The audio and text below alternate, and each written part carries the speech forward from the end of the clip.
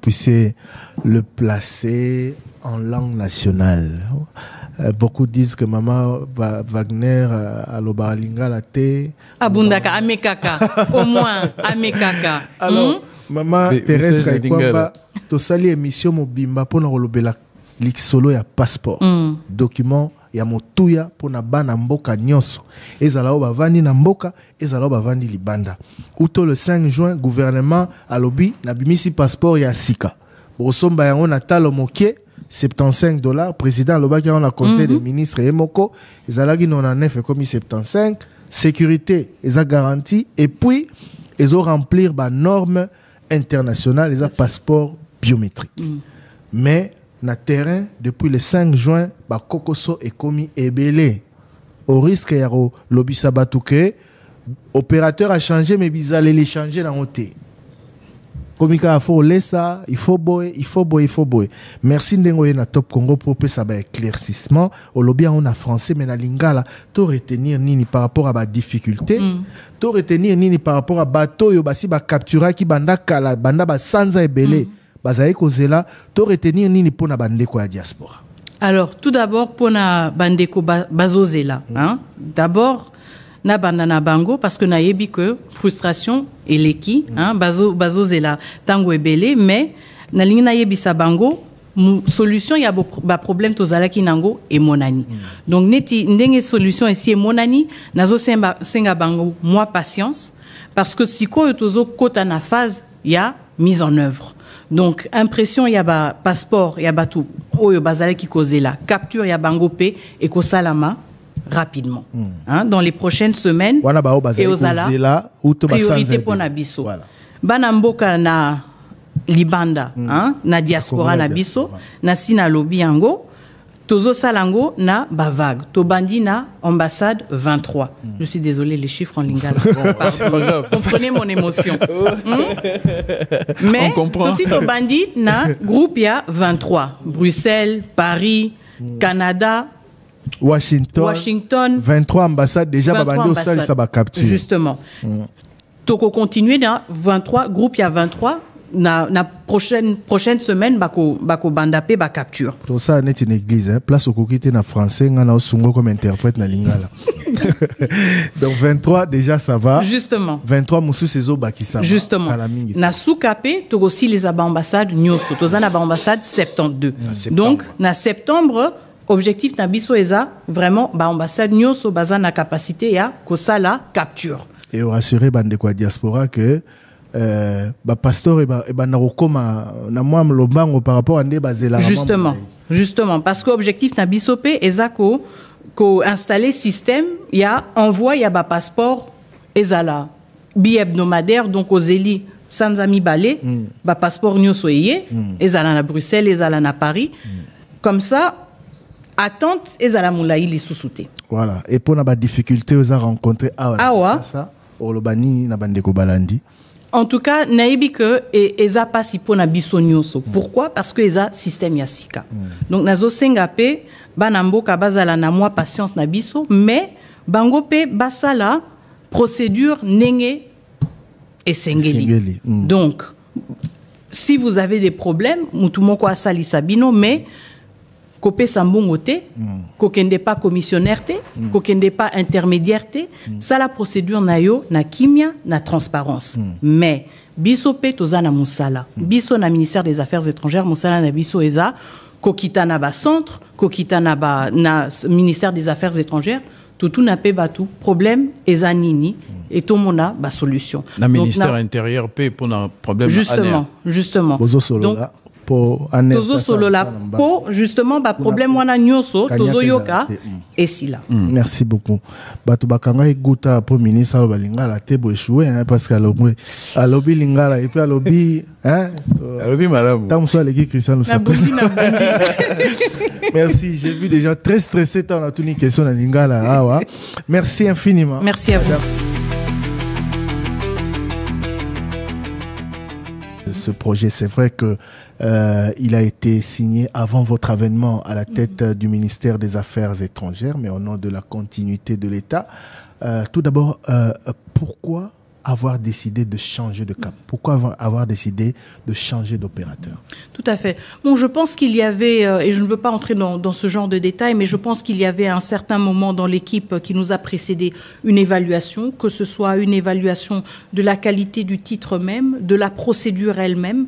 Je pense que nous avons tous, à un moment, fait l'expérience justement d'essayer d'avoir un passeport et d'avoir eu à attendre très longtemps, payer plus que ce qui était prévu, mais aussi l'expérience, malheureusement, d'être muni, si vous voulez, d'un titre de voyage qui ne répondait pas toujours aux standards internationaux et qui parfois compliquait les choses. Et ça, pour le Congolais lambda, tout comme pour les officiels congolais. Et donc, à mon avis, c'est ce qui a certainement animé une réflexion pour dire: est-ce qu'on peut faire mieux? Et c'est justement la raison d'être de tout gouvernement. Nous devons avoir cette ambition de faire mieux pour nos concitoyens. Même si certains peut-être sont maintenant un peu nostalgiques de comment les choses se passaient avant, nous sommes dans une logique d'améliorer les choses. Et donc c'est de là que l'initiative est venue de lancer un appel d'offres internationales. Et suite à cela, si je ne me trompe pas, c'était en 2022, suite à cela, donc une procédure tout à fait transparente. Suite à cela, le prestataire actuel a été retenu comme celui qui répondait, si vous voulez, aux attentes de la République et donc avec lequel la République a signé un contrat en 2023.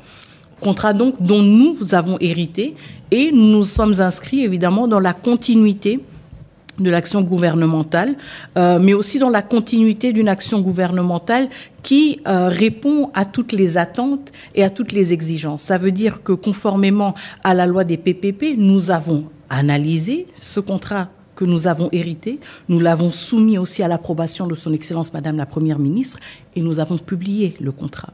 Donc il n'y a aucun secret, il n'y a aucune... il n'y a eu aucun favoritisme. Aucun favoritisme.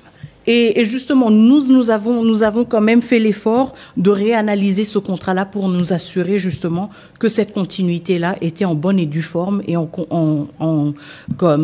correspondait aussi à toutes les attentes et à toutes les exigences de la loi des PPP. Quelles sont ces attentes, Madame la ministre, que le prestataire Dermalog a rencontré? Je rappelle que le contrat est de 5 ans, 48 millions de dollars. Quelles sont les garanties que Dermalog apporte à la RDC? Bon, je pense que tout d'abord, les garanties sont le fait que Dermalog est un prestataire qui fournit ce genre de service dans beaucoup d'autres pays. Donc, la RDC n'est pas le premier cas. J'ai eu l'occasion de visiter le siège de Dermalog à Hambourg et d'avoir une visibilité, si vous voulez, de leur champ d'action qui est quand même relativement diversifié, que ce soit au niveau du continent africain, en Asie, en Amérique latine. Et donc, ils viennent avec toute une expertise, si vous voulez, dans ce genre de solutions, non seulement pour les passeports, mais pour les pièces d'identité et toute autre sorte de documents. L'autre aspect, c'est encore une fois l'expérience dans un processus qui est dématérialisé, qui nous permet justement de gérer la question des passeports avec une plus grande transparence, un captage des recettes beaucoup plus directe, mais aussi une protection justement de nos concitoyens qui, eux, ne doivent plus s'exposer, si vous voulez, à des démarches telles que c'était le cas par le passé, qui peuvent payer directement au guichet de la banque, qui peuvent payer avec carte crédit, etc. Donc une procédure en fait qui rend l'accès à ce service de base beaucoup plus direct et qui, nous le voulons et nous travaillons perpétuellement là-dessus, réduit toute interférence humaine. Alors, donc, le nouveau contrat avec Dermalog apporte une garantie de facilité, de rapidité, garantie de sécurité, garantie de conformité aux normes internationales et garantie de coût également. Et aussi, une dernière garantie, une garantie de durabilité et d'appropriation. Parce que c'est un contrat, en fait, il s'agit plutôt de 2 contrats.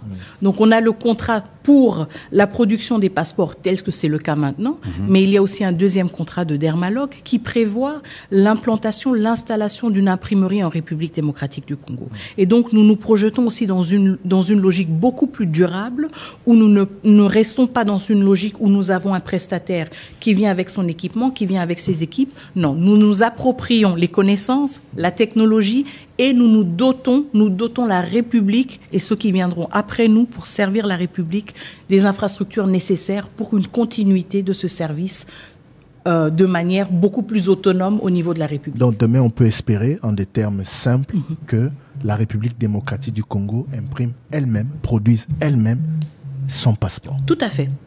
Tout à fait. C'est dans quelle perspective? Alors, c'est dans proche, la perspective, moyenne, lointaine? Je dirais dans une perspective moyenne, parce que nous sommes d'abord dans le lancement du premier contrat, qui est donc le prestataire fournit les passeports, l'impression des passeports, le renforcement de nos capacités. Et le deuxième contrat, donc ça veut dire une fois qu'on a aussi eu le temps d'évaluer le partenaire, une fois qu'on a eu le temps de recadrer peut-être certains éléments du contrat actuel, le deuxième contrat entrera en vigueur, si je ne me trompe pas, dans une période de 3 ou 4 ans.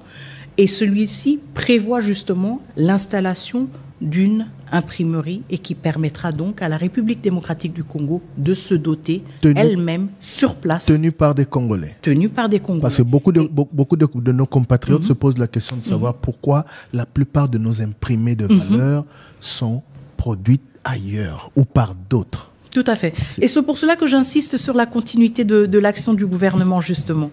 Parce que ceux qui sont venus avant nous ont quand même eu cette projection-là, ont quand même eu cette anticipation-là de dire nous voulons rompre ce cycle. Et c'est pour cela que nous n'avons pas seulement un contrat qui prévoit la production de passeports, mais nous en avons un deuxième qui nous permet justement de rompre ce cycle et d'entrer dans une logique beaucoup plus durable, dans une appropriation totale par la République démocratique du Congo d'un aspect aussi critique que la production des passeports. Madame la ministre d'État, on va pénétrer la réalité sur le terrain.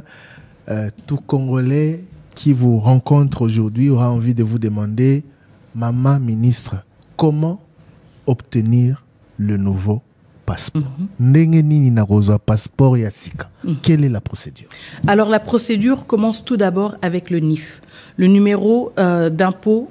Le numéro d'identité fiscale, excusez-moi.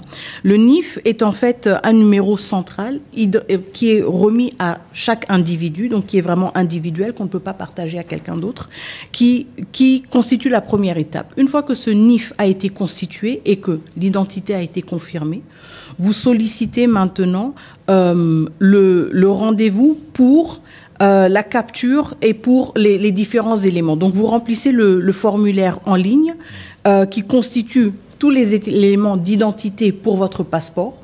Vous obtenez votre rendez-vous pour aller à l'ANR parce qu'encore une fois, il s'agit de quelque chose d'extrêmement sensible. Nous avons parlé de la sécurité. L'ANR, vous vous présentez à l'ANR pour confirmer l'identité, donc pour l'identification. Une fois que cela est fait, vous obtenez maintenant un rendez-vous pour aller, vous payez évidemment en ligne ou sur place au niveau du guichet de la banque vos 75 $. Excusez-moi, madame, vous allez un peu vite là, parce qu'on est en train d'expliquer ou de réexpliquer la procédure aux auditeurs. C'est le but de cette émission. Vous avez entièrement raison. Voilà. D'abord, avoir un numéro d'impôt. Tout à fait, le NIF. Oui, le NIF, c'est très important. Tout à Ensuite, remplir le formulaire en ligne. Tout à fait. Vous remplissez le formulaire en ligne et ça, c'est une étape très importante parce que vous devez vous assurer que toutes ces données sont bien remplies. C'est pour cela que moi, j'insiste toujours, justement, et sont bien les vôtres. C'est pour cela que je fais quand même un avertissement.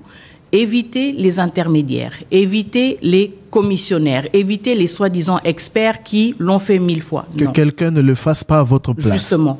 Et si, par exemple, c'est une personne âgée ou c'est un mineur, évidemment, quelqu'un de confiance de la famille peut le faire. Mais ne donnez pas ce pouvoir à quelqu'un d'autre. Donc, vous remplissez le formulaire avec l'identité, tous les éléments liés à l'identité.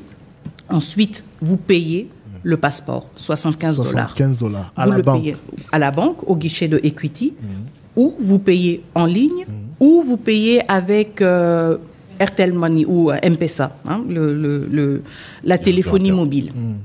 Une fois que vous avez fait cela, vous vous rendez au niveau de l'ANR pour l'identification. Avec votre récépissé ou votre preuve de paiement. Tout à fait. Ouais. Parce que l'ANR doit justement, on ne peut pas tous y aller, il doit y avoir un système de filtrage qui montre que la personne a complété telle et telle étape, elle est prête à être accueillie à la prochaine étape. Et donc l'étape de l'ANR confirme encore une fois votre identité, et une fois que cela est fait, elle donne le feu vert et vous procédez à la capture. Je pense que vous-même, vous avez parcouru ces différentes étapes. Et donc, la capture, elle est similaire à l'ancienne procédure, sauf que nous y ajoutons la capture de l'iris. Donc, il y a une photo de vous qui va être prise, parce que c'est la photo qui apparaît sur votre passeport, vos empreintes digitales qui sont enregistrées dans la micropuce et finalement, votre iris, qui est quelque chose comme une empreinte digitale aussi, qu'on ne peut pas falsifier et qui est unique au monde. Tout cela est capturé au niveau des centres de capture différents, que ce soit à Kinshasa, en province ou dans les ambassades. Une fois que cette capture a été faite, nous passons donc à l'impression. Vous attendez votre rendez-vous pour récupérer votre passeport au centre dans lequel vous avez fait votre capture. Et vous allez à chaque étape recevoir un message. Tout à fait. Et c'est pour cela, encore une fois, un commissionnaire, peut-être qu'il préfère attendre qu'il ait eu 5-10 messages de différentes personnes avant de vous dire la prochaine étape, vous pouvez y aller. Mais si c'est quelqu'un de confiance, il va vous le dire directement. Si c'est votre téléphone, si c'est sur votre téléphone, vous allez le savoir. C'est pour cela que j'insiste aussi, pour que ce processus fonctionne, nous devons tous jouer notre rôle. Et c'est là où essayer de prendre des raccourcis ne nous aide pas. Ça ne nous aide pas non plus parce que ça ne nous aide pas à identifier les goulots d'étranglement et à y trouver des solutions. Ces commissionnaires, pour la plupart, viennent de votre ministère. Ce sont des agents du ministère des Affaires étrangères qui, pour certains, veulent perpétrer les anciennes habitudes, justement. Alors, je vais vous dire 2 choses. La première, c'est que je ne pense pas que ce soit des agents des affaires étrangères. J'insiste auprès de tous les agents, depuis mon premier jour à la tête de ce ministère, nous voulons être un ministère professionnel, nous voulons être un ministère au service de la population congolaise. Donc, à mon avis, il ne s'agit pas d'agents des affaires étrangères. Mais, si il s'avérait, oui, évidemment, si il s'avérait qu'il y a des dérapages, croyez-moi, ils seront sanctionnés. Vous avez mis en place un mécanisme pour vous assurer que ce ne sont pas des agents du ministère. Parce que si je veux avoir un passeport, je ne sais pas si je vais aller au ministère des Finances. Je vais recourir aux agents du ministère des Affaires étrangères. Ce sont des anciennes pratiques. Alors, les personnes qui peuvent vous aider et les personnes qui doivent vous aider et qui sont les plus habilitées à vous aider, parce que c'est tout à fait normal. Encore une fois, c'est une nouvelle procédure, n'est-ce pas? Beaucoup de personnes doivent s'y habituer. Les personnes qui ont la responsabilité de vous aider sont au niveau du centre de capture. Il n'y a personne aux affaires étrangères qui a cette responsabilité. Il n'y a aucun agent auprès duquel vous pouvez aller ou vous devez aller pour dire « aidez-moi ». Ce sont les centres de capture. Et les chefs de centres de capture doivent aussi veiller justement sur le professionnalisme de tous leurs agents pour que nous nous assurions que cet accès soit facilité, y compris pour ceux et celles qui ont des difficultés. Les agents du ministère des Affaires étrangères travaillent également au centre des captures. Évidemment. Ce sont les mêmes personnes qui nous retrouveront au ministère comme au centre. Oui, mais il faut faire une distinction. Agent des Affaires étrangères ne veut pas dire agent de la chancellerie et ne veut pas dire agent habilité et mandaté à faciliter l'accès à un passeport. Donc, encore une fois, nous avons fait une sélection rigoureuse des personnes qui animent nos centres et eux ont cette responsabilité et ce mandat-là. C'est pour cela que je dis, il ne faut pas aller juste aux affaires étrangères et dire agent XYZ, je le connais de je ne sais quoi, il va m'aider à le faire. Mais puisque certains agents véreux seraient également en train de nous suivre, quel message pouvez-vous leur adresser, puisque vous dites qu'en réalité, ils ne peuvent pas s'adonner à ce genre de pratiques, mais comme Thierry Kamboudi a rappelé, ça a toujours été ainsi avant que le système ne change. Une personne qui a besoin d'un passeport, contacter quelqu'un qui travaille aux affaires étrangères pour lui faciliter la tâche. Nous sommes au service de la population congolaise. Et quand on est au service de la population congolaise, on respecte les règles, on respecte les lois. Et c'est ce que j'attends de tous les agents. C'est ça le message que je peux donner et que j'ai la responsabilité de donner, mais aussi dont je dois aussi assurer la mise en œuvre et le respect absolu. J'ai posé une question tout à l'heure, madame. Est-ce que vous avez mis en place un mécanisme pour vous assurer que ces intermédiaires, ces agents véreux, entre guillemets, qui perçoivent au-delà du montant exigé par le gouvernement, une fois arrêtés, ne sont pas de votre ministère, ou s'ils sont de votre ministère, une fois arrêtés, seront mis hors d'état de nuire?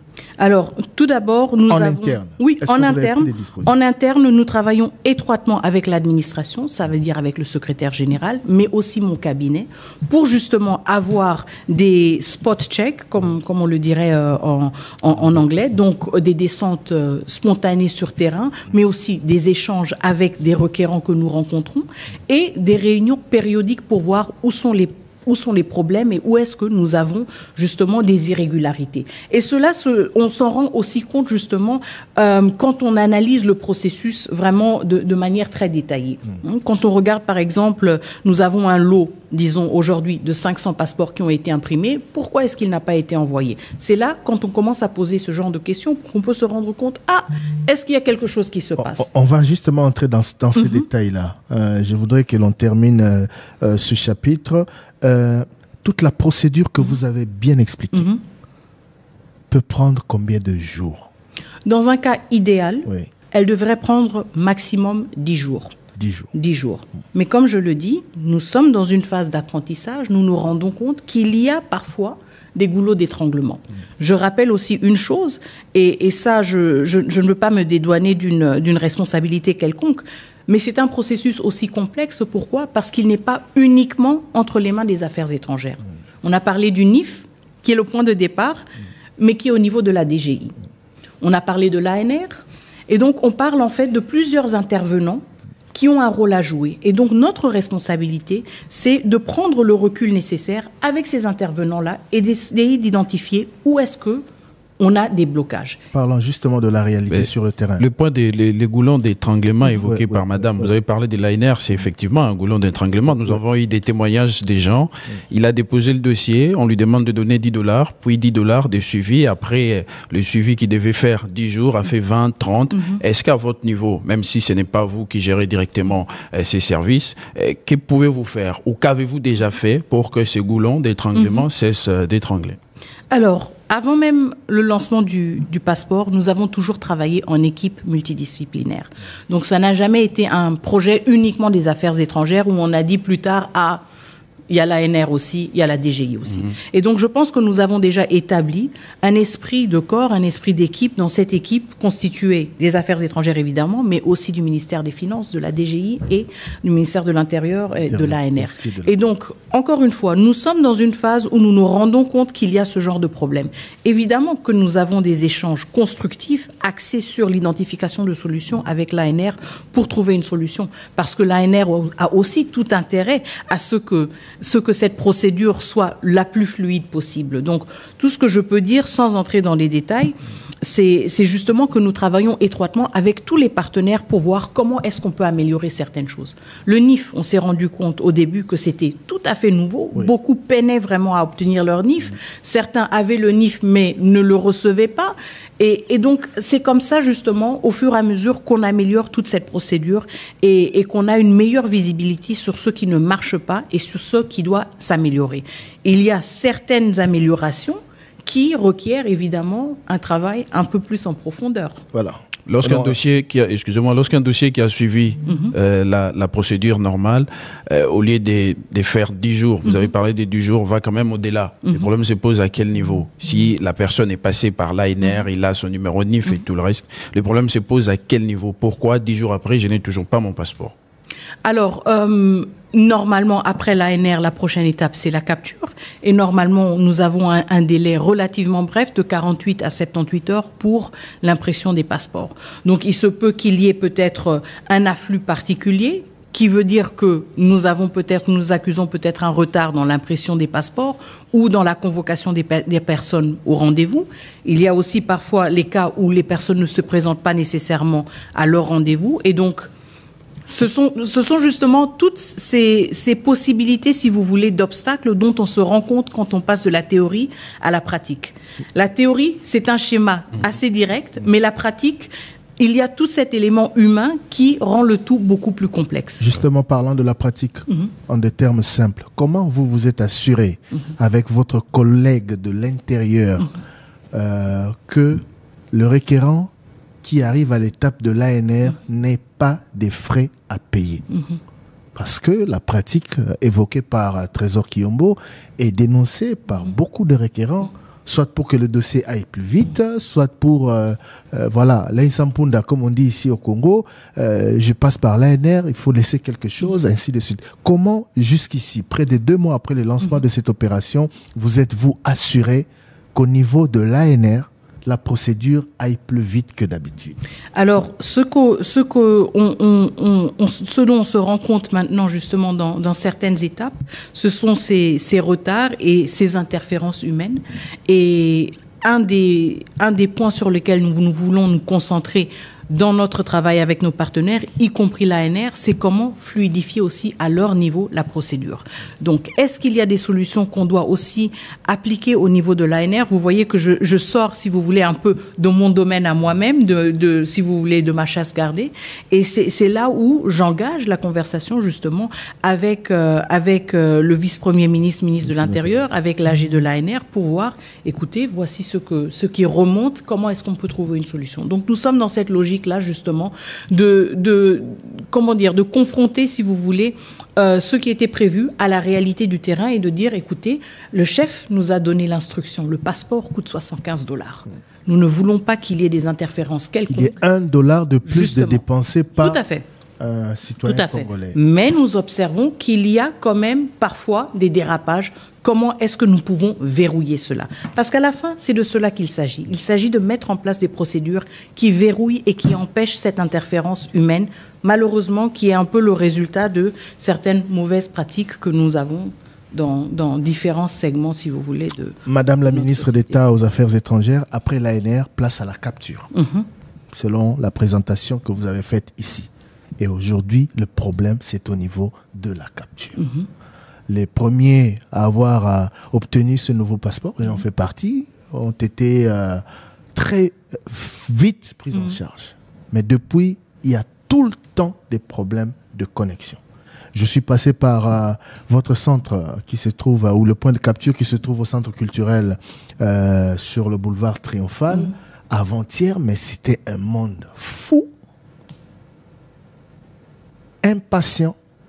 Certains qui attendaient depuis des jours, qui ont été appelés, mais qui n'ont toujours pas été capturés. Il y en a d'autres qu'on appelle aujourd'hui, puis qui doivent revenir demain. Qu'est-ce qui se passe exactement au niveau de la capture? Au niveau de la capture, comme vous le dites, c'est le défi technique. Donc, comme vous le dites, on se rend compte que nos centres sont beaucoup plus sollicités et donc que nous devons accroître nos capacités techniques, y compris au niveau de la connexion, mais aussi justement dans une ville comme Kinshasa où beaucoup de nos concitoyens ont dû attendre très longtemps pour les passeports. On se rend compte aussi qu'il y a maintenant une hyper sollicitation, si vous voulez, de ce service, et ça veut dire qu'à notre niveau, nous devons davantage décentraliser l'accès au passeport. Vous devriez vous y attendre, madame. Oui, nous nous y sommes attendus. Je suis surpris que ça vous surprenne. C'était annoncé au départ, d'ailleurs. C'est pour cela que nous travaillons justement vers l'ouverture de centres supplémentaires. Donc pour l'instant, nous avons le centre ici à Infinity, nous avions le centre à Lina et le centre VIP au niveau des affaires étrangères, mais nous prévoyons aussi, dans les plus brefs délais, justement, l'ouverture de centres supplémentaires au niveau de Kinshasa, de 1, pour décentraliser le processus, et de 2, aussi pour désengorger le processus et pour permettre justement le traitement beaucoup plus accéléré de ces demandes. Et ces problèmes techniques, comment vous les expliquez ? Alors, les problèmes techniques, encore une fois, je pense que il y a des solutions techniques, c'est ça l'avantage au moins. Ça veut dire que nous devons voir comment accélérer notre connexion, par exemple, comment accroître l'équipement qui a été fourni et avoir un équipement plus performant. Et je pense que ça, c'est quelque chose auquel nous pouvons trouver rapidement des solutions. Le problème, ce n'est pas la capacité d'impression. Non, ce n'est pas la capacité d'impression. Si justement vous avez un engouement pour la capture, ça ne veut pas dire qu'il y a un problème d'impression. Là, c'est l'engouement pour la capture. Mais pour ceux qui n'arrivent pas à retirer leur passeport malgré le temps on va y arriver, Trésor. Arrêtons-nous d'abord au niveau de la capture. Parce que les problèmes se posent là avant d'évoquer l'impression. C'est beaucoup de soucis de connexion. C'est ce qu'on dit. Connexion zatée. Il y en a qui attendent des jours pour que la connexion soit rétablie. Qu'est-ce qui se passe? Donc justement, comme vous le dites, il y a soit des soucis de connexion, soit des soucis d'électricité, et donc des ruptures qui veulent dire que justement la capture devient de plus en plus difficile et on accumule, si vous voulez, des personnes qui attendent. Et comment vous les résolvez ? Justement, donc voir comment nous pouvons augmenter nos débits en termes de connectivité ou de connexion Internet, et aussi mieux identifier quels sont les problèmes spécifiques au niveau des centres. Donc voir avec les chefs de centre quels sont les problèmes particulier. Pourquoi est-ce qu'il y a justement des problèmes de connexion? Est-ce que c'est un problème d'électricité? Est-ce que cela veut dire que nous devons doter nos centres de groupes encore plus performants? Parce que justement, nous avons des groupes comme backup, mais peut-être que cela ne suffit pas. Et c'est justement dans cette logique-là qu'on doit voir comment on accroît Madame la ministre, la capacité. Ce sont des problèmes que vous avez déjà pris en charge, ou ce sont des problèmes qu'on vous expose et vous êtes en train d'examiner comment les prendre en charge? Ce sont des problèmes que nous identifions au fur et à mesure et auxquels nous trouvons des solutions au fur et à mesure. Tel que là. Parce que comme vous l'avez dit vous-même, au début, la capture se passait sans problème quelconque. Donc vous voyez, avec l'afflux justement, on se rend compte que ce qui a été prévu n'était pas à la hauteur. Et donc c'est pour cela que, encore une fois, on n'était peut-être pas conscient de ces défis-là, mais une fois la machine lancée et une fois vraiment la machine sollicitée, on se rend compte qu'il faut augmenter certaines choses et nous essayons le plus vite possible d'y remédier et d'y trouver des solutions. On évolue à tâtons. La phase préparatoire a posé problème. On s'attendait à ce qu'il y ait un engouement, on s'attendait à ce qu'il y ait tous ces défis-là à relever. J'ai évoqué cela dans mon introduction, des défis au niveau du ministère des Affaires étrangères pour que la machine soit fluidifiée, pour éviter les maux du passé. J'ai l'impression qu'on n'a pas anticipé, que vous n'avez pas anticipé tous ces problèmes et que vous êtes en train de les résoudre au fur et à mesure qu'ils sont posés. Parce que parfois on ne peut pas anticiper à une telle envergure. Ça, je le dis en toute transparence. Et encore une fois, quand vous imaginez qu'avant, nous n'avions qu'un seul centre de capture et que maintenant nous en avons 3 et quand même nous avons une saturation, cela veut dire quand même que que la donne a aussi changé, que la sollicitation a changé. Et donc, peut-être que les estimations que nous avions, le point de départ que nous avions était tout un autre comparé à la réalité à laquelle nous faisons face. Je pense que l'essentiel ici, c'est quand même justement d'avoir une posture assez transparente et franche et de reconnaître et d'admettre qu'il y a des défis et d'y trouver des solutions. Parce que l'autre option serait de dire bon, et on reste comme ça et bonne chance à tout le monde et aux uns et aux autres. Donc, je pense que moi, je préfère plutôt mettre l'emphase sur le fait qu'on apprend et on ajuste le plus vite possible et qu'on recalibre. Surtout que le souci ici, c'est qu'on ne retombe pas sur les mots du passé. Justement. Qui ont un peu détruit l'image du ministère des Affaires étrangères au sujet de la délivrance des passeports. Alors, pour avancer sur cette question, qu'est-ce que vous pouvez passer comme message à tous ces compatriotes qui attendent la capture, qui sont au stade de la capture, qui attendent et qui rencontrent toutes ces difficultés? Vous leur dites quoi pour les rassurer? Je leur dis tout d'abord qu'ils ont ma pleine compassion. Et mon entière compréhension pour leur frustration. Parce que ce sont des citoyens qui ont payé leur argent pour lequel ils ont travaillé, et ils attendent un service, et notre responsabilité en tant que gouvernement, c'est de servir le peuple. Donc pour cela, d'abord, nous présentons nos excuses. Le deuxième point, c'est justement que le ministère des Affaires étrangères est en train de travailler et n'arrête pas de travailler pour trouver des solutions à ces défis. Pour trouver des solutions immédiates, mais aussi des solutions à long terme. Pourquoi? Parce qu'encore une fois, nous avons la détermination de faire les choses mieux, d'être au service de la population et, comme vous le dites si bien, pour éviter de retomber dans des mauvaises habitudes. Et donc, ils peuvent être sûrs que nous allons continuer à travailler, mais pour cette question spécifique, nous allons aussi voir au niveau de notre équipe comment, d'ici lundi, nous pouvons réfléchir à une mesure qui nous aide à décanter cette situation rapidement. Parce qu'en fait, la question de la capture, justement, elle se fait à des postes différents. Est-ce qu'il s'agit peut-être d'ouvrir les centres un peu plus tôt, de les fermer un peu plus tard? Est-ce qu'il s'agit d'avoir... multiplier des centres de multiplier les centres, ce qui ne se fait malheureusement pas aussi vite que possible, mais on peut accélérer la procédure. Qu'est-ce que nous pouvons faire rapidement pour désengorger la situation. Parce que pour nous, ce n'est pas avantageux du tout non plus. Le plus nous avons des attentes, le plus justement le tout prend du temps et nous accumulons, si vous voulez, un retard. Donc c'est aussi dans notre propre intérêt en tant que ministère des Affaires étrangères de décanter cette situation le plus vite possible. Voilà, je pense que nos compatriotes, on va le dire comme ça, ont la réponse de la ministre Thérèse Kaikwamba Wagner au sujet de la capture, que beaucoup d'entre eux attendent. On en est maintenant à l'étape. La prochaine étape, c'est l'impression de passeport. Tout à fait. Trésor Kiyombo. Voilà, la question était celle de savoir quelle est la capacité des productions d'une machine par jour. À combien des passeports imprimez-vous par jour? Alors, nous pouvons atteindre une capacité de passeport de 3000 par jour, si je ne me trompe pas. 3000 passeports peuvent être imprimés par jour. Ce n'est pas encore le cas. Avec le dispositif actuel que nous sommes déjà en train de renforcer. Donc, ça veut dire que nous sommes déjà en train d'acheminer des imprimantes supplémentaires pour permettre d'avoir une plus grande capacité. Parce que justement, beaucoup ont évoqué la qualité de ces imprimantes professionnelles qui sont attendues par rapport à l'ancien opérateur. Oui, parce que le vrai problème avec l'ancien opérateur, c'était ça, des imprimantes qui tombaient en panne et les gens attendaient longtemps. On a des garanties, donc que les machines que nous utilisons actuellement ne connaîtront pas les mêmes problèmes. Le prise en charge, si le problème arrivait, serait rapide.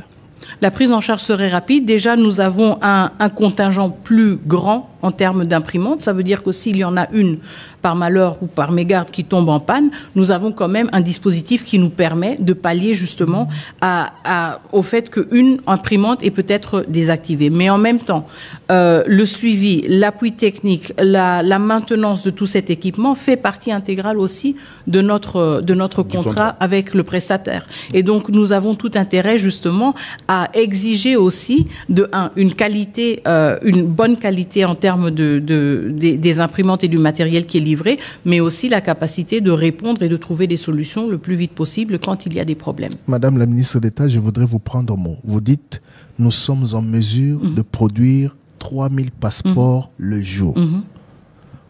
Nous sommes en mesure ou nous produisons 3000 passeports par jour? Bon, je devrais vérifier les statistiques hebdomadaires et les statistiques quotidiennes, mais je sais que maintenant, tout cela augmente au fur et à mesure. Encore une fois, c'est toute une machine qui doit être rodée, c'est toute une pratique, si vous voulez, à laquelle aussi on doit s'habituer, mais on peut voir, peut-être que je pourrais fournir des statistiques un peu plus tard. On peut voir comment, pendant les dernières semaines, la production hebdomadaire n'a fait que accroître. Donc, je pense que c'est une tendance positive et c'est une tendance justement qui continue. Pendant que nous évoquons cette question, pour nos téléspectateurs, ceux qui nous regardent sur YouTube et sur certaines de nos chaînes partenaires, ils voient une illustration, les images du centre de production des passeports, car les équipes de Top Congo sont descendues au ministère des Affaires étrangères pour vérifier tout ce que Madame la ministre d'État est en train de dire. Sinon, ta politique. Voilà, nos équipes sont allées vérifier. Trésor Kiyombo. Oui, nous avons effectivement vu les machines. C'était les centres VIP. Les machines étaient en quelque sorte en pause ou en réinitialisation en quelque sorte. Mais il y a des questions au sujet des requérants en attente. Tout à fait. Nous sommes arrivés aux affaires étrangères, nous avons vu des lots, des passeports imprimés, on nous a présenté des passeports des requérants, des passeports de l'ancien opérateur. Alors, il avait été annoncé depuis le 5 juin que tous les requérants de l'ancien opérateur devraient obtenir des passeports du nouvel opérateur. Mais ça a pris du temps. Oui. Et devrait être priorisé d'ailleurs, si j'ai bien lu le communiqué du ministère des Affaires étrangères.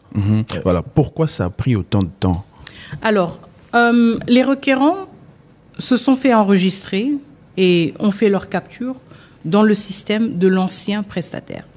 Et ce que nous avons eu comme défi, si vous voulez, comme défi technique, était de transférer toutes ces données, y compris justement les empreintes digitales, les photos, et nous assurer qu'elles répondaient aux critères et aux standards de qualité du nouveau prestataire. Donc transférer tout cela dans une nouvelle base de données et justement être en mesure d'imprimer ces passeports-là. Donc c'était tout un exercice, si vous voulez, technique qui devait se faire avec beaucoup d'experts et beaucoup d'expertise qui va bien au-delà de mes connaissances, connaissances spécifiques dans le domaine. Mais nous avons réussi, ça nous a pris malheureusement plus de temps que nous le voulions. Nous avons réussi à compléter une migration complète en fait, de la totalité des requérants qui avaient déjà fait leur capture. Et donc, nous sommes justement, comme vous avez vu aujourd'hui au Centre aux Affaires étrangères, nous sommes maintenant en train d'imprimer tous ces passeports-là. Donc ça, c'est, si vous voulez, la première catégorie des requérants, ceux qui avaient déjà fait leur capture. Et c'est pour cela qu'on les priorise, parce que les données sont là. Ceux qui avaient fait leur capture avant le 5 juin 2025. Tout à fait. Avec le précédent opérateur. Tout à fait. Ils sont plusieurs dizaines de milliers. Tout à fait. Hein. Donc, leurs passeports sont déjà en train d'être imprimés. Et il y avait une deuxième étape, si vous voulez, à franchir. C'était une étape liée aux finances. Pourquoi? Parce qu'il s'agissait maintenant de payer, si vous voulez, ce qu'on aurait payé à l'ancien prestataire pour ces passeports-là, au nouveau prestataire. On a dit qu'il avait bloqué les données parce que vous ne lui avez pas payé son Non, c'est pas vrai. Non, pas du tout. Il s'agissait justement de transférer, si vous voulez. Donc, l'État avait déjà perçu. Et donc, on devait faire justement ce recalibrage-là pour dire nous avons perçu ces recettes et nous devons payer le nouveau prestataire pour ces passeports. Donc, ces deux étapes-là, une étape technique d'une migration des données biométriques des requérants et aussi justement l'exercice administratif, donc de payer le nouveau prestataire pour ces passeports, ont maintenant été franchis. Et c'était vraiment un travail de longue haleine, mais je peux dire maintenant que nous avons franchi ce cap, ce qui veut dire quoi? Nous entrons pleinement dans une logique d'impression, uniquement d'impression directe de ces passeports qui étaient, si vous voulez, en stand-by. Donc vous rassurez tous nos compatriotes qui attendent leur passeport depuis 2, 3, 4, 5 mois, 6 mois, hein, du fait du changement d'opérateur, tout à fait, que leurs passeports sont en train d'être imprimés. Et nous avons déjà commencé avec un premier lot, si je ne me trompe pas, de 9000 passeports qui ont déjà été imprimés ces derniers jours, ces dernières semaines. Nous avons enregistré beaucoup d'inquiétudes sur le répondeur des Top Congo venant de l'Afrique du Sud en particulier. Et donc justement, c'était aussi un de ces aspects techniques dans la migration des données. On voulait migrer les données de façon à ce qu'on soit en mesure de dire voici le bloc Afrique du Sud. Pourquoi? Pour ne pas imprimer tous les passeports pêle-mêle et ne pas savoir celui-là, il est un requérant d'où. Et donc, c'était aussi un des grands défis. Mais maintenant que nous avons fait tout cet exercice, nous avons migré, si vous voulez, en fonction des centres ou des lieux de capture. Et ça nous donne justement la possibilité d'imprimer le lot Afrique du Sud et de dispatcher directement ce lot-là de manière consolidée au niveau de notre ambassade. Donc les anciens requérants sont exemptés des autres étapes, des nouveautés telles que le numéro NIF. Les anciens requérants qui ont déjà fait leur capture. Parce que eux, on avait déjà toutes les données. Maintenant, la deuxième catégorie, ce sont les anciens requérants qui ont acheté leur formulaire, en attente de la capture. En attente de la capture. Et donc là, je pense que d'ici cette semaine, la semaine qui commence, nous allons publier la procédure justement facilitée et accélérée pour ces requérants-là, pour qu'ils puissent justement procéder le plus vite possible maintenant à la capture. Voilà, on va terminer sur cette question des compatriotes qui attendent depuis des mois, qui ont été pris en charge par l'ancien opérateur.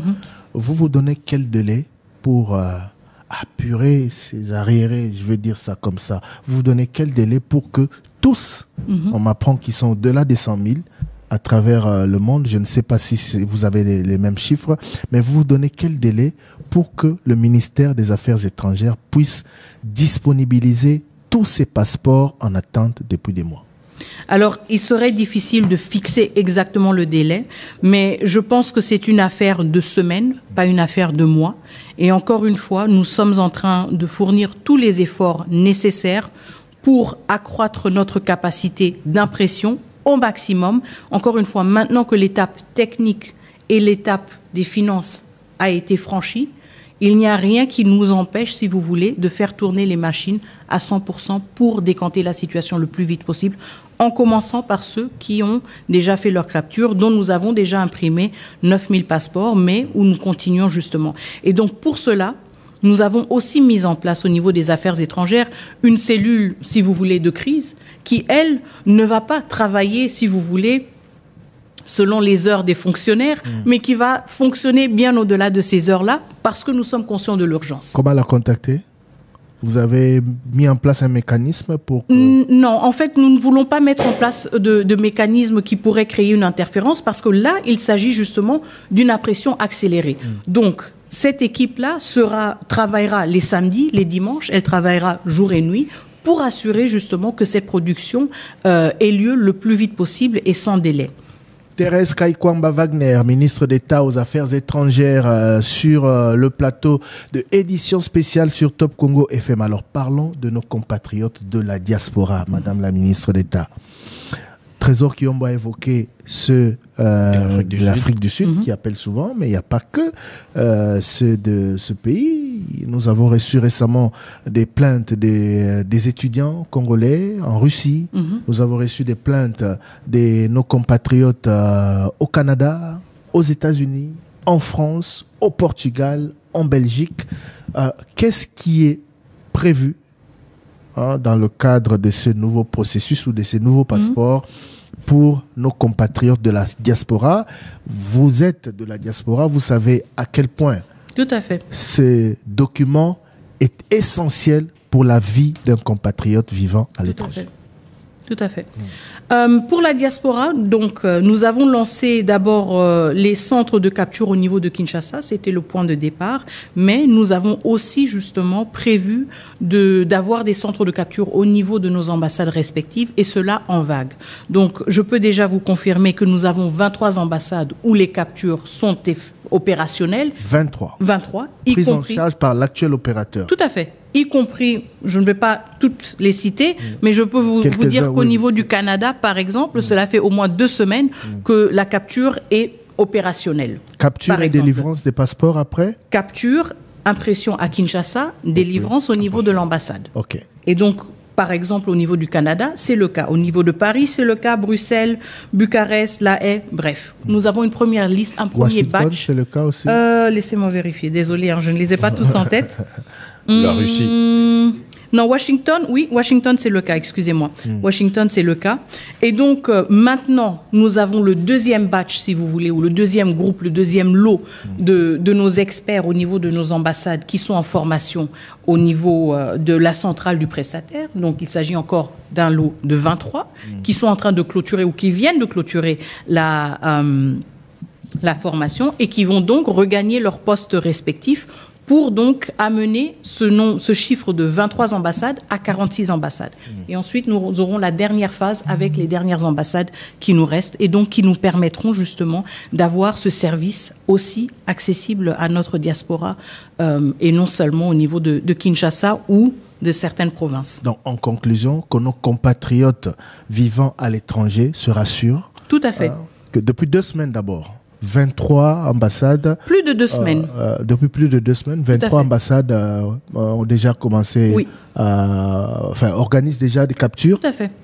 Et dans les prochains jours, un nouveau groupe de 23. J'invite aussi, évidemment, nos compatriotes à consulter nos différentes plateformes sur les réseaux sociaux, que ce soit sur Twitter, X, Facebook ou TikTok, où nous publions justement de manière régulière. Mais si vous me posez la question, je me rends compte qu'on doit le publier peut-être de manière plus régulière, madame, cette information-là. Et communiquer davantage. Et communiquer davantage pour rendre cette information plus accessible. Vous êtes d'accord avec moi qu'au début, on s'attendait à une communication maximale. C'est vrai que sur les réseaux sociaux, ça a été assez. Vous avez assez matraqué bien avant le 5 juin. Mais par la suite, avec les difficultés qui arrivaient, on n'entendait pas. Il n'y avait pas de répondant du côté du ministère. Plus on communique, mieux les gens... plus on clarifie. Et plus on protège aussi les compatriotes, justement, de certains pièges peut-être qui peuvent être érigés ici et là. Donc je prends bonne note de votre recommandation et on va redoubler d'efforts par rapport à la communication, y compris une communication qui cible la diaspora davantage pour rendre ces informations plus disponibles. Mais déjà, entre-temps, d'ici le mois de septembre... déjà là, 23... nous serons à 46 ambassades. Ça sera 46 ambassades. Toutes les missions diplomatiques seront équipées quand?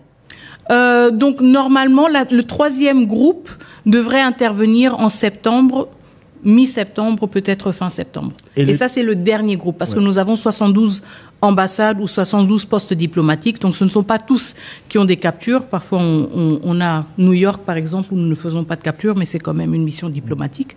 Mais dans les 70, et donc là, nous sommes déjà à 46, et nous aurons le dernier groupe qui va clôturer le tout. Là-bas, il se pose aussi un problème de délai de délivrance des passeports. On les capture sur place. Les données doivent arriver à Kinshasa. L'impression se fait à Kinshasa avant de dispatcher les passeports à travers les différentes ambassades.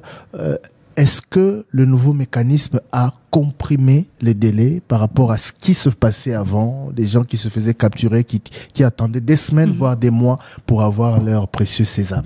Alors, nous sommes justement en train de travailler sur comment fluidifier cela. Donc, ne pas attendre, par exemple, qu'on ait un lot, si vous voulez, de 50 passeports pour dire c'est maintenant seulement qu'on les envoie, parce que ça pénalise le premier. C'est l'avantage du 50e qui a fait sa capture. Donc, justement, voir comment avec des prestataires, mais cela n'est pas inclus, si vous voulez, dans ce qui est prévu avec notre contrat de Dermalog. Ce n'est pas une agence, si vous voulez, de courrier. Et donc, la responsabilité incombe maintenant au ministère des Affaires étrangères, et nous nous penchons déjà sur la question, nous nous sommes déjà penchés sur la question de voir comment est-ce qu'on peut avoir un prestataire qui nous facilite rapidement le dispatch de manière périodique de tous les passeports. Que ce soit un lot de 5 ou un lot de 50, nous voulons être en mesure de capaciter aussi nos ambassades, nos postes diplomatiques, et de leur donner les éléments de réponse quand eux font face à nos compatriotes, pour qu'ils puissent dire, écoutez, vous avez fait la capture maintenant, aujourd'hui, et nous espérons que d'ici 10 jours, vous aurez votre passeport. Parce que la plupart de nos ambassades n'ont pas cette réponse. Justement. Et c'est notre responsabilité. Ça n'est pas encore arrivé. Kinshasa ne nous a pas encore répondu. Très souvent, nos compatriotes font face à ce genre de réponses. Qui les mettent davantage dans l'incertitude. Et qui mettent aussi nos ambassades dans l'incertitude. Or que nous voulons avoir des ambassades qui sont pleinement opérationnelles et qui sont en mesure de répondre aux attentes de nos compatriotes. Et donc nous avons, au niveau de la centrale, cette responsabilité-là envers eux, de dire on met des systèmes en place pour que vous puissiez avoir les éléments de réponse. Et c'est pour cela qu'on ne veut pas être dans une logique d'à peu près. Encore une fois, on estime. Et on se dit, bon, on a atteint un tel chiffre, et c'est pour cela qu'on les envoie. On veut avoir de la périodicité, on veut avoir de la prévisibilité, et on veut permettre à nos ambassades de donner des réponses à nos compatriotes. Vous êtes encore au stade de vouloir, madame? Vouloir, c'est pouvoir. Pourtant, on vous dit pragmatique. Moi, j'aurais voulu vous entendre dire, nous faisons en sorte que, plutôt que nous voulons que les délais soient. Ça, ce n'est qu'un souhait. Et quand un politique vous dit, nous voulons que... Ça peut paraître comme... Alors, je prends bonne note. Peut-être que je devrais recadrer ma rhétorique.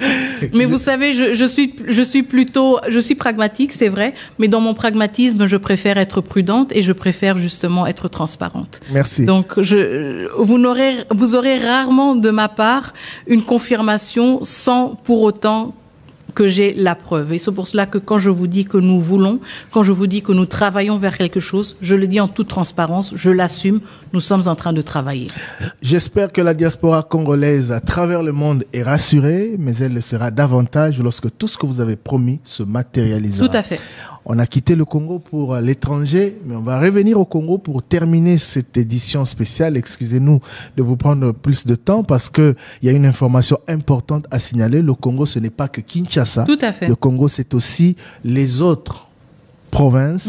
Et récemment, le ministère des Affaires étrangères a publié un communiqué pour annoncer l'ouverture des points de capture à Mbuji-Mayi, Kolwezi, Lubumbashi, si j'ai oublié certains... Kindu, Bunia et Kisangani. Ça fait déjà 6. Ouais. Est-ce que ces centres, d'abord, sont opérationnels? Et puis, pourquoi seulement 6 alors qu'on a 26 provinces? Alors, 6, d'abord, encore une fois, c'est la même logique que dans le cadre des ambassades. Donc, nous procédons de manière séquencée. Donc, 6, c'est la première séquence. Je peux aussi vous dire que le prochain lancement se fera aussi dans un groupe de 6. Ça veut dire Kananga, Iziro, Matadi, Kalemi, Kamina et Bukavu. Ou plutôt, Bukavu, on est en train de trouver une solution. Donc, ça veut dire que en fait, nous sommes en train de prendre possession des anciens centres de capture, qui sont donc réaménagés et qui vont servir encore une fois à la capture comme c'était le cas par le passé. Donc, ce que nous sommes en train de faire et ce qui est peut-être parfois plus facile dans certains centres, c'est justement de les relancer parce que les infrastructures sont encore à la hauteur, etc. Et pour les provinces, justement, puisque nous en avons bien plus que 12, pour les autres provinces, nous devons aussi, de manière graduelle, voir comment nous pouvons installer des centres. Mais nous sommes dans une logique où nous bâtissons d'abord sur ce qui avait été fait par le passé, et donc nous nous assurons que les infrastructures sont encore à la hauteur, nous formons le personnel qui va animer ces centres, et nous déployons ce personnel. Alors, un dernier mot. Je voudrais que vous puissiez le placer en langue nationale. Beaucoup disent que Maman Wagner a l'obalinga la thé. Abundaka, amekaka. Au moins, amekaka. Alors, Maman Thérèse Kaikwamba, tu sali émission mobimba pour nous lobela solo ya passeport. Document ya motuya pour na bana mboka nyonso. Ezala o bavandi na mboka, ezala o bavandi libanda. Outo le 5 juin, gouvernement a lobby na bimisi passeport ya sika. Bosomba yango na talo mokie, $75. Président lobaki on a conseil des ministres et moko, ezala ki 99 comme 75, sécurité, eza garantie et puis ils ont remplir ba normes internationales, les passeport biométrique. Mais na terrain, depuis le 5 juin, ba kokoso est commis ebele. Au risque ya lobby sabatouke, opérateur a changé, mais ils allaient les changer dans le thé.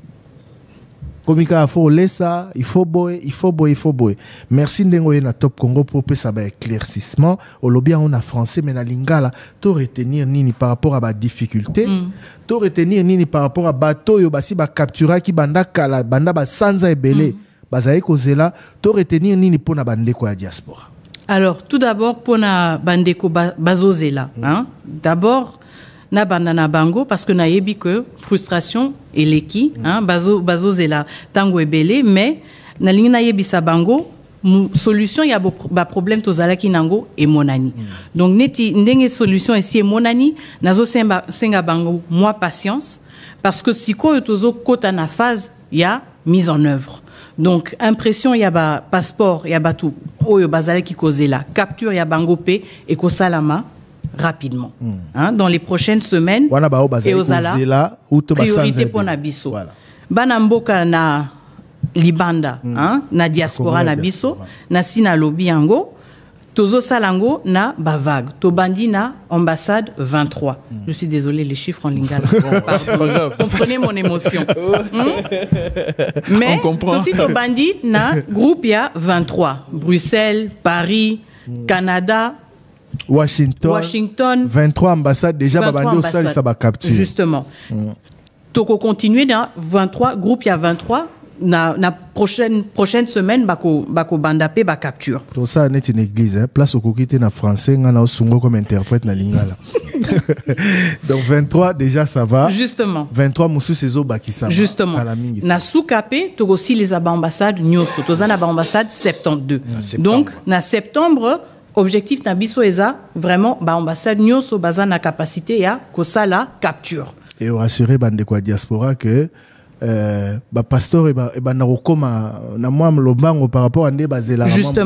Justement parce que objectif na bisopé ezako ko installer système il y a envoi il y a ba passeport ezala bi hebdomadaire donc aux éli sans ami balé ba passeport nyoso yé ezala na Bruxelles ezala na Paris comme ça attente ezala moulaï li sousouté. Voilà et pour na ba difficulté aux a rencontré ça au lobani na bandeko balandi. En tout cas, naïbi que eza pas si pour na biso nyonso. Pourquoi? Parce que eza système yasika. Donc nazo sengapé banamboka bazala na moi patience na biso, mais bangope basala procédure nenge et sengeli. Donc si vous avez des problèmes, mutumoko asali sabino, mais kopé sambongote, kokende pas commissionnaire te, kokende pas intermédiaire te, ça la procédure na yo na kimia na transparence. Mais biso pe tozana musala, biso na ministère des Affaires étrangères musala na biso eza kokita na ba centre, kokita na ba na ministère des Affaires étrangères, tout n'a pas tout problème et zanini et tout mon a ba solution. Le ministère intérieur peut pour un problème. Justement. Donc pour tozo solo là pour justement ba problème wana nyoso tozo yoka et si là. Merci beaucoup. Batu bakanga iguta pour ministre balingala te bo échouer parce que alobi lingala et puis alobi madame. Tant soit les Christian nous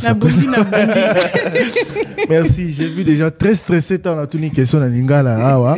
Merci infiniment. Merci à Madame la ministre d'État aux Affaires étrangères Thérèse Kaikwamba Wagner, merci d'avoir accepté de vous soumettre à cet exercice de redevabilité. On a parlé délivrance du nouveau passeport congolais. On espère vous avoir sur ce même plateau pour évoquer d'autres questions liées au secteur que vous gérez au nom de la République. Mais en tout cas, nous avons fait le tour, je l'espère, de cette question, de cette épineuse question du passeport. Grand merci à vous de nous avoir suivis. L'édition spéciale se termine ici. Prochain rendez-vous la semaine prochaine avec un nouvel invité. Merci à Trésor Kiyombo qui m'a accompagné et aux équipes techniques à la régie. Merci également. Grand merci aux équipes de la ministre d'État aux Affaires étrangères qui nous ont facilité le tournage de cette émission, qui ont été très très professionnelles et surtout très réactives. On se retrouve donc très prochainement sur Top Congo FM, la fréquence utile.